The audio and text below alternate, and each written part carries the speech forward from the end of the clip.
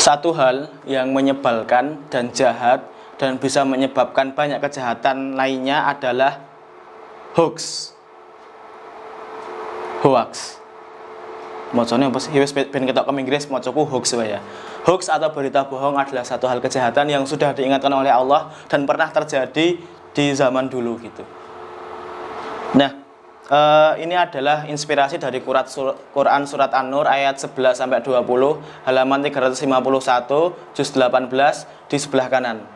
Apakah saya hafal? Tentu tidak karena Qurannya ada di sini. 351 Quran surat An-Nur, surat ke-24. Saya bacakan. Oh ya, sebelumnya asbabun nuzulnya sebab diturunkannya ayat ini adalah ketika terjadi peristiwa hadisun ifki gitu. Jadi suatu ketika Sayyidatina Aisyah radhiyallahu anha itu difitnah melakukan zina oleh orang-orang gitu. Ummahatul mukminin, istri Rasulullah gitu.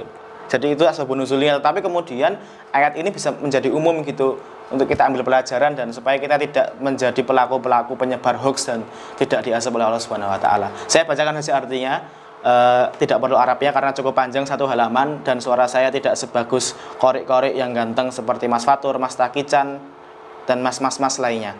Oke. Ayat 11 saya bacakan. Sesungguhnya orang-orang yang membawa berita bohong itu adalah dari golongan kamu juga. Maksudnya adalah golongan sekelompok orang-orang mukmin. Jadi seringkali berita hoax itu bukan dari musuh tapi juga dari orang-orang mukmin juga gitu, dari orang-orang yang beriman juga gitu. Kemudian Allah mengatakan, janganlah kamu mengira berita bohong itu buruk bagi kamu. Bahkan sebenarnya itu baik bagi kamu. Jadi berita hoax itu ketika kita jadi korban itu aslinya ini cara Allah ya. Itu nggak usah dipikir elek, wih aslinya apik nggo kowe. Karena apa? Karena ketika kita jadi korban hoax, korban fitnah, maka kita dapat pahala, dapat transfer orang yang kemudian memfitnah kita, menyebarkan hoax tentang kita, itu pahalanya transfer ke kita. Atau kalau kita nggak punya pahala, saking tidak pernah beribadahnya, dosa kita transfer ke dia gitu, tetap untung gitu. Jadi hutang kita kasihkan ke dia gitu. Makanya saya tuh kadang-kadang mikir sesuk kining swarga ki akeh calon kepala daerah, calon gubernur, calon presiden, pejabat itu mlebu swarga gitu. Terus kita datang masuk swarga, Pak, kayaknya jenengan iki mbiyen pas ning donya biasa wae, salat ya masbuk ning mburi, ngaji aku ora tau ndelok, poso kita arang-arang. Kok iso mlebu swarga? Oh, gek jenengan iki ya, Pak ya.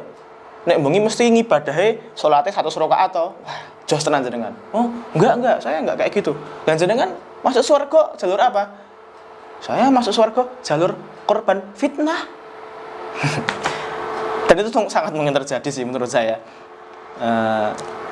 Jadi kita hindari itu supaya kita nggak transfer keburukan. Kemudian Allah mengatakan setiap orang dari mereka yang menyebarkan fitnah itu akan mendapatkan balasan dari dosa yang diperbuatnya, dan barang siapa di antara mereka mengambil bagian terbesar, maka dia mendapatkan azab yang besar pula. Jadi semakin besar levelnya, semakin besar azabnya. Jadi dosa akun anonim dan akun influencer, buzzer, penyebar kebohongan, penyebar hoax itu beda. Azabnya lebih besar. Awalnya uang yang merencanakan hoax itu, wah wis nauzubillahi min zalik gitu. Semoga kita nggak jadi bagian dari itu gitu. Kemudian ada dua sebab hoax itu kata Allah. Yang pertama adalah berburuk sangka, tidak berprasangka baik, suuzon. Ini biasanya muncul karena, menurutku karena ono hasud gitu, ada rasa dengki dalam diri kita gitu. Allah mengatakan, mengapa orang-orang mukmin dan mukminah tidak berprasangka baik terhadap diri mereka sendiri? Ketika kamu mendengar berita bohong itu, ngopo kowe ora berprasangka baik, ngopo kok pikiranmu elek gitu, ngopo kok hatimu elek, utekmu elek, cangkemmu elek gitu. Nah,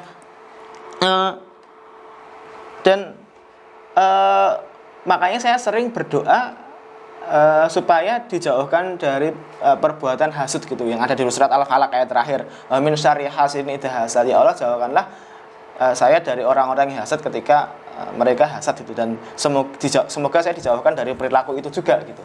Jangan jadi pelaku maupun korban. Yang kedua adalah literasi rendah, tidak bisa memilah informasi dengan baik dan benar, tidak bisa memilih informasi buktinya tuh diragukan, ini saksinya tidak terpercaya kayak gitu. Jadi Allah mengatakan, mengapa orang yang menuduh itu tidak membawa 4 saksi? Mereka tidak bisa membawa saksi. Jadi kalau dalam Islam, tuduhan menuduh orang zina itu berat. Kalau nggak bisa mengeluarkan 4 saksi minimal. Kalau kurang dari itu nggak boleh gitu. Dan kalau kamu menuduh orang berzina dalam Islam dan kamu itu fitnah, kamu akan mendapatkan hukuman zina gitu. Jadi dicambuk gitu atau mungkin dirajam gitu. Nah, Allah mengatakan kalau dalam cara Allah gitu ya, kalau kemudian mereka tidak membawa saksi-saksi, maka mereka itu dalam pandangan Allah adalah orang-orang yang berdusta. Jadi nek ora iso memunculkan berita yang benar, saksi yang terpercaya maupun bukti yang kuat, itu dianggap ngapusi, dianggap kecu gitu. Dan kita seringkali tidak punya kemampuan literasi yang baik untuk memilah dan memilih informasi yang baik dan benar gitu. Maksudku, ya kalau ada berita dari berita terpercaya.blogspot.com terus huruf judulnya kapital semua, ya cukup jelas ngapusi gitu, ngopo ndak di-share gitu. Dan Allah mengancam pelaku hoax ini dengan ancaman yang besar. Allah mengatakan, seandainya bukan karena karunia Allah dan rahmatnya kepadamu di dunia dan di akhirat, maka kamu akan ditimpa azab yang besar disebabkan oleh hoax itu gitu. Nek orang mergo fadilah Allah dan rahmatnya, kita harus diazab yang besar. Tapi sialnya kita itu ndelogok gitu, menganggap remeh itu, dan Allah menyindir itu juga gitu. Ingatlah ketika kamu menerima berita bohong itu dari mulut ke mulut, kamu menerima hoax dan kamu katakan kepada dengan mulutmu apa yang tidak kamu ketahui, kamu menerima dan kamu sebar dan kamu menganggap remeh, padahal dalam pandangan Allah itu adalah dosa yang besar. Dan seringkali menurut saya kita tuh sering anggap remeh hoax. Kita tuh benci hoax itu. Kita tuh seringkali kita benci hoax kalau kita korban atau kelompok kita jadi korban. Tapi kita menganggap remeh ketika orang lain yang bukan dari golongan kita, golongan kami itu menjadi korban. Ya, saya termasuk orang yang kritis terhadap kebijakan Pak Jokowi. Saya, kebijakannya error lah, banyak. Tapi saya juga tidak bisa menerima kalau beliau difitnah. Ya masa Pak Jokowi difitnah, oh itu ibunya, almarhum ibunya Pak Jokowi yang habis meninggal kemarin, itu bukan ibunya Jokowi, kuwi mesti Jokowi wong Cina, terus Jokowi kira mungkin alumni UGM. Saya nggak bisa menerima itu gitu, dan saya relate karena muka saya boros, aku ketika saya jalan sama ibu saya kadang-kadang dikira suaminya ibu saya, atau yang sering kali terjadi, banyak orang yang tidak percaya saya ini mahasiswa UGM, atau saya alumni SMA 1 Yogyakarta, saya alumni Teladan, banyak nggak percaya. Makanya aku saya bisa relate sama Pak Jokowi gitu, dan tolong ini dilereni gitu, karena kita kadang-kadang anggap itu remeh, tapi itu sesungguhnya adalah dosa yang besar menurut Allah Subhanahu wa taala. Dan Allah mengancam, itu ancamannya, tolong jangan diulangi. Jadi nek ada yang mengatakan itu ayo dilereni, karena apa? Allah mengatakan jangan kamu mengulangi itu selama-lamanya jika kamu beriman. Jadi bahasa gampangnya, nek cen kowe iman tenan ya aja dibaleni. Nek cen kowe iman tenan, dadi nek kowe baleni berarti kowe aja dijeruk-jeruk kayak gitu. Tapi itu ancaman yang sangat besar, sangat serius teman-teman sekalian. Nah, bagaimana kalau kemudian keluarga kita menyebarkan hoax di WA grup, di WA grup besar keluarga? Ya dielengke dengan baik. Misalnya Pak D, Bude, Om, Lek dan sebagainya. Ini kayaknya beritanya nggak benar gitu. Jangan kemudian Anda hasut, kuwi mong transfer pahala, kuwi transferan oper-operan pahala mungkin.